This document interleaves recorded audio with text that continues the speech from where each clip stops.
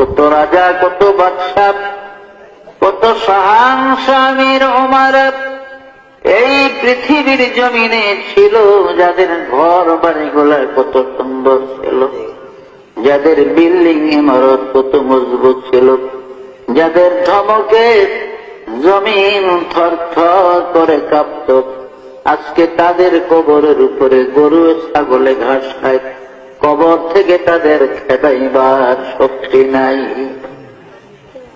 কুজা কারণ, কুজা ফেরাউন, কুজা নমরুদ সুদাহমান, কুজা শাওকত আজ শাহেদ, কুজা তখতে সুলাইমান, কুজা শাওকত আজ শাহেদ, কুজা তখতে সুলাইমান। এখন জাহাজ গাড়ি হাওয়ায় চলে, কলেরই বিধান, ওগো বিনা কলে হাওয়ায় চলত হযরত সুলাইমান, মোরা সেই মুসলমান। এই পৃথিবীর জমিনে চারজন বড় বড় প্রতাপশালী বাদশা ছিলেন, রাজা ছিলেন, যারা সারা দুনিয়া শাসন করেছে, যাদের রাজত্বের সীমানা ছিল মিনাল কাফে ইলাল কাফ, সূর্য উদয় হতে অস্তমিত স্থান পর্যন্ত রাজত্বের বাউন্ডারি ছিল। এমন চারজন বাদশা ছিলেন এই পৃথিবী। এদের মধ্যে দুইজন ছিল কাফের আর দুইজন ছিলেন মুসলমান। কাফের মধ্যে দুইজন ছিল বাদশাহ নমরুদ এবং মুখতানসর, আর মুসলমানের মধ্যে ছিলেন হযরত নবী সাইয়েদনা সুলাইমান আলাইহিস সালাম এবং বাদশাহ জুলকারনাইন। জুলকারনাইন বাদশাকে কোরআনের ভাষায় জুলকারনাইন বলা হয়, কিতাবের মধ্যে তার নাম হলো ইস্কান্দার জুলকারনাইন, তাওরীত কিতাবে তার নাম হলো কোরেশ, ইনজিল কিতাবে তার নাম সাইরাস, আর ইংরেজরা তাকে আলেকজান্ডার বলতো। এই বাদশাহ জুলকারনাইন এই পৃথিবীর জমিনে তিনি 1600 বছর হায়াত পেয়েছিলেন। কয়শো বছর? 1600 বছর। আমাদের 14 গোষ্ঠীর হায়াত একত্র করলে ওই বনি 1600 বছর। যত লাভ দিলেন সব বাগনা। ভাইয়েরা আমার, বাদশাহ জুলকারনাইনকে আল্লাহ পাক মুজিজা স্বরূপ একটা ঘোড়া দান করেছিলেন।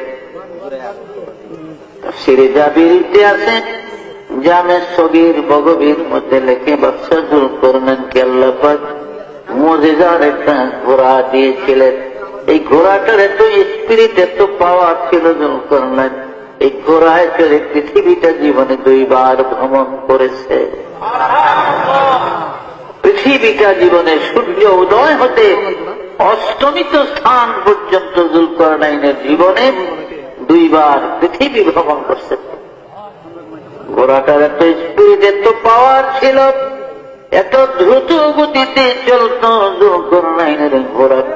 যখন তিনি ঘোড়ায় চড়ে পৃথিবী ভ্রমণের জন্য ঘোড়াকে চাবুক মারতেন, আঘাত করতেন, তার ঘোড়াটা এক এক কদমে 12,000 মাইল করে চলত।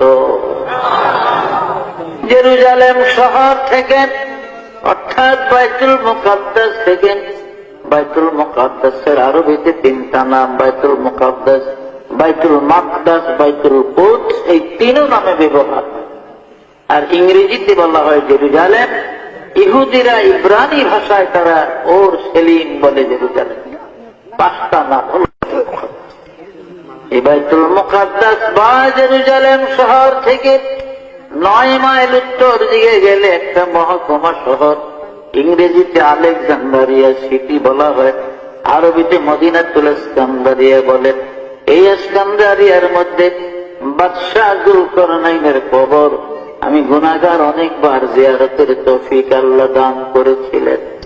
আমার এক বন্ধু ছিল মাওলানা হাসান নামে, তার বাড়ি ছিল চট্টগ্রাম মহেশখালীতে, দ্বীপের ওই পা। ও 8,000 থেকে দাওরা পাস করে বাগদাদে গেছে আমার 4 বছর আগে।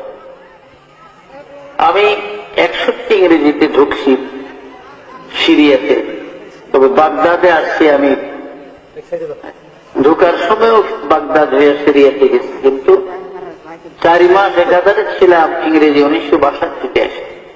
এই 62 ইংরেজিতে আমার ওই হাসানের সাথে দেখা। আমরা বড় বড় কবর দেখলে সব কইরা নিজেরা একটা আনন্দ উৎসবের মাধ্যমে রুমালের কোনায় ধরে ধরে মাপতাম, দেখতাম কবরটা কত লোক। এতে দেখা গেছে বাদশাহ জুলকারনাইনের কবরটা 48 হাত লম্বা। কত বিরাট কায়া, শক্তিশালী মানুষ ছিল। অথচ কাজা এলাহির ডাক যখন আসছে, মৃত্যুর পরোয়ানা যখন এসে গেছে, আর এই দুনিয়ায় থাকতে পারে না, চলে গেছে। তো আমরা কি থাকতাম বর্ম দুনিয়াতে? আমরাও পারব।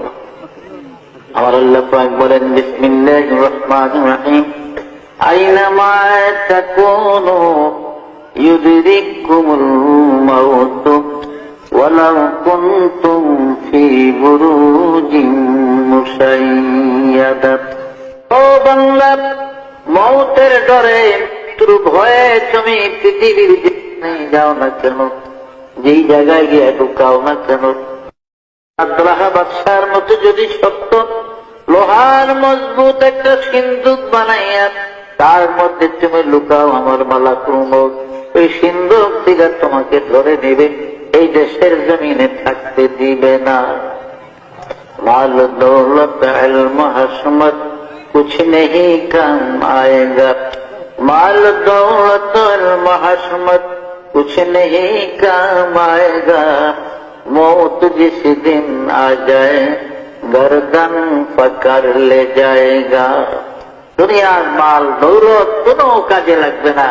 আজরাইল আলাইহিস সালাম যখন আসবে, ঘাট ধরে গর্দান ধরে নিয়ে যাবে, এই দেশের জমিনে